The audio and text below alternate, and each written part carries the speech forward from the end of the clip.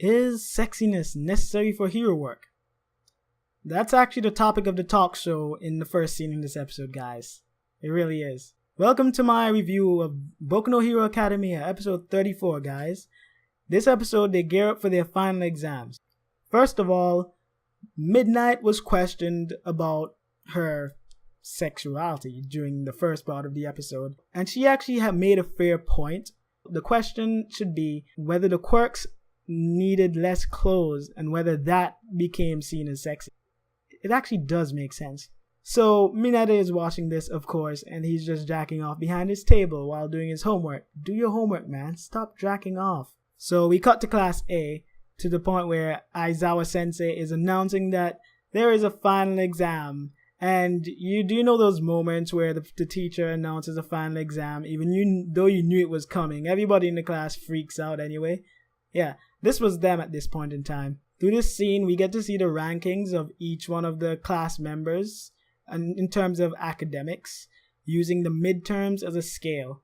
At the top, we have Yaoyorozu, of course. Second, we have Ida. Third, we have Bakugo. Fourth, we have Midoriya, who's still worrying even though he's like fourth. Come on, guy.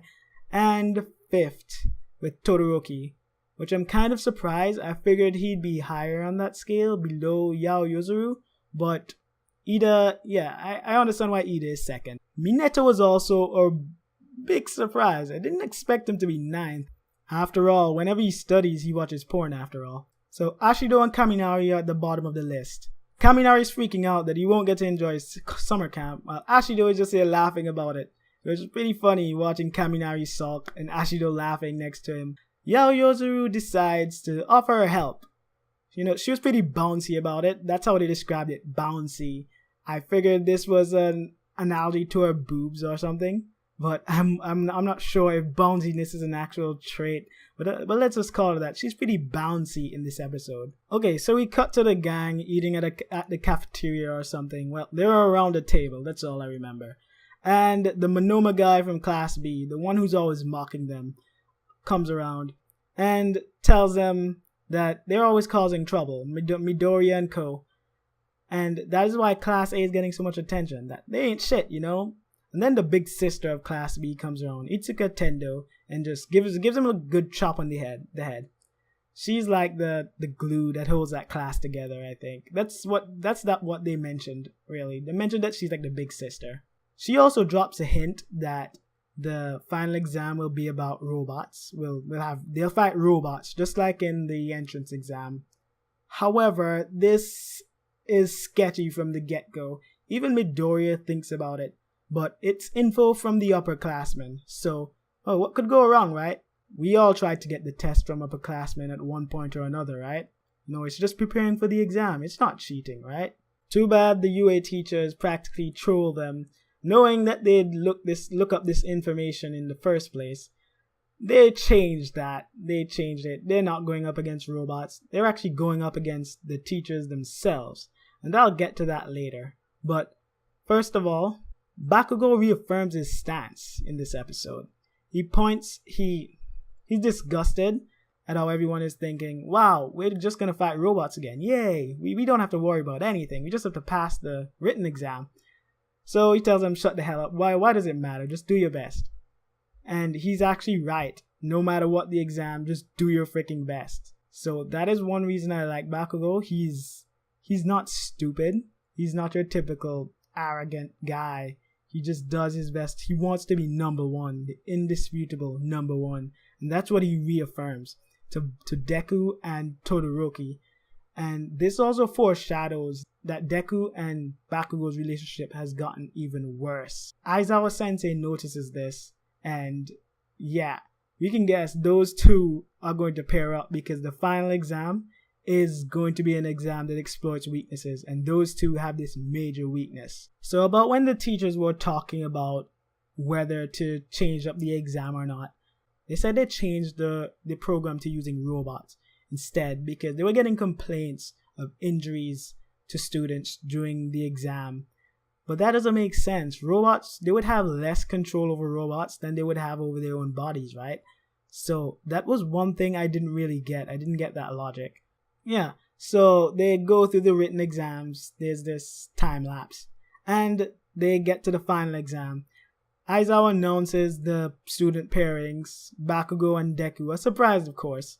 I don't know what the weaknesses of the others were besides Yaoyorozu and Todoroki, but they were paired up against Eraserhead.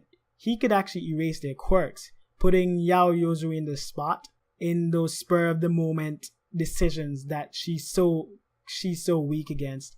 And Todoroki also has a tendency to use brute force at certain moments, so erasing his quirk would force him to actually think differently and more calmly about the situation. The theme of this exam is actually pretty nice too. They can either fight or win, or run and win, because they will eventually meet opponents that they just simply can't beat, but they can still run, get help, and defeat their opponent, and that would be considered a win. So this test also tests their decision making in that regard. Bakugo doesn't want to run, but he will have to run. He's going up against All Might, whether he's handicapped or not. I'm guessing Mineta is paired up against Midnight because he's so perverted, and that's his weakness, just like how Master Roshi's weakness was against women.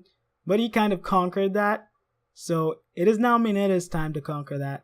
But I doubt he will. This guy, his head is in his dick. The first test begins in this episode, and it's Kirishima and Sato versus the guy who can make mud walls. So these guys charge straight forward towards him to capture him, and they think, wow, if we capture him, then we'd get more points, right? Just in that one scene, I thought, yep, that is their weakness. They're too straightforward.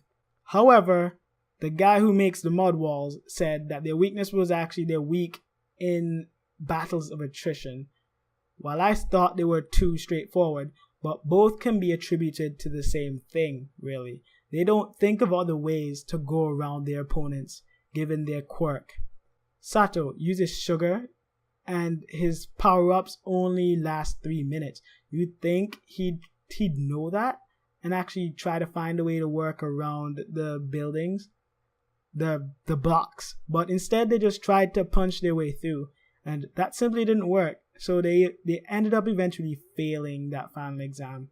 Uraraka and Deku were there watching, and they were basically commentators for the audience to explain what was going on or why Kirishima and Sato would fail right off the bat. Their fight was also just a token or a showcase for what the rest of the exam would be like for the other students in this one episode. So I kind of feel bad for them in that regard. Next episode, however, we get Asui and Tokoyami versus that one guy in the mask. I'm eager to see how exactly they will get through this situation and how will they pass, because I'm assuming they're going to pass. These characters aren't characters who'd fail, right? Right? Do not fail Tsuyu, man. Next episode will be Yaoyorozu's episode of redemption. Redemption from the sports festival screw-up. Her episode to fight against her weakness and to make those spur-of-the-moment decisions she's so afraid of making or she's so hesitant in making. We'll also see how Todoroki interacts with Yaoyorozu. They haven't really interacted much, per se, so that will be interesting. Well guys, that is it for my review. If you got this far, thank you for watching. Leave a like, subscribe, and comment on your thoughts on this episode. And tune in next week, I guess. I'll see if I make a video next week on this.